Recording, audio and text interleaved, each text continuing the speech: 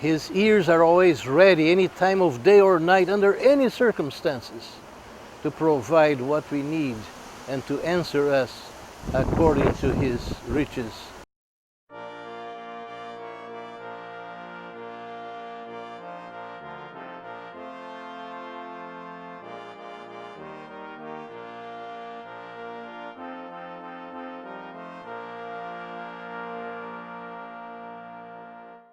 Hello, dear friends. Not too long ago I was in this very beach, not this location, but very near here, telling about Hurricane Dorian. Possibly you have seen that video blog. The weather was very bad that day. It was raining, it was dark, but even then the message was conveyed to you, expressing the fears that all of us inhabitants of South Florida, in fact of the whole state of Florida, were facing at that time. But I come to you today with great rejoicing. Most of you may be already aware of the fact that the hurricane passed us by a little distant from us without causing major damage to most of the state of Florida.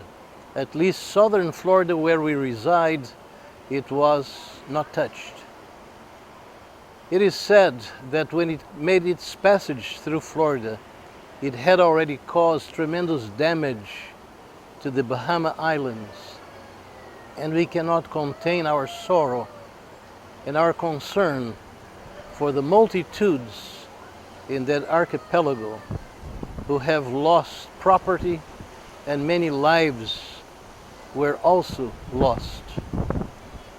But they are resilient enough to pick up from where they were before and rebuild their beautiful city or cities and continue living, but obviously at great sacrifice. What gives me much joy in all of this is that immediately many organizations and agencies that are capable, that are trustworthy, have already gone there, seeking to diminish greatly all of the sufferings that are so much present in that island world.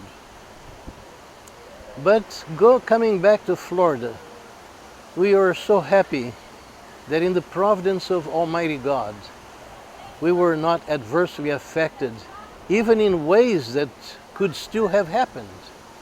To give you an instance, when hurricanes occur, we normally can be without electricity for quite a long time. That did not happen. We may have much rain that inundates the streets, making many of them impassable. That also did not happen. And of course, we have the possibility of other strong winds that may remove roofs, cause trees to fall on vehicles, and even on top of houses. That also did not happen. We know that other sections of the state of Florida, a bit north of here, have faced a little more difficulty, but not to the extent that it was being imagined before, as we consider the power, the potency of this tremendous hurricane. For all of this, we give thanks to those who have prayed for us, and most of all to Almighty God that preserved us and gave us the reassurance that He always hears the cries of His people. His ears are always ready, any time of day or night, under any circumstances, to provide what we need and to answer us according to His riches in glory.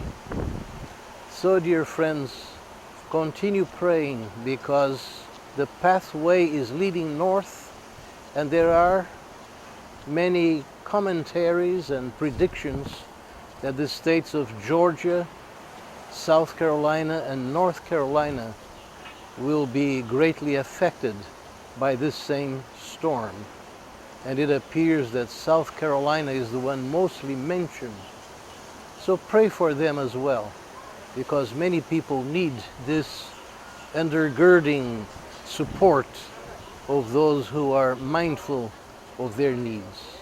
Because someday, wherever you are, you may be also in need, and others will be ready and willing to pray for your conditions.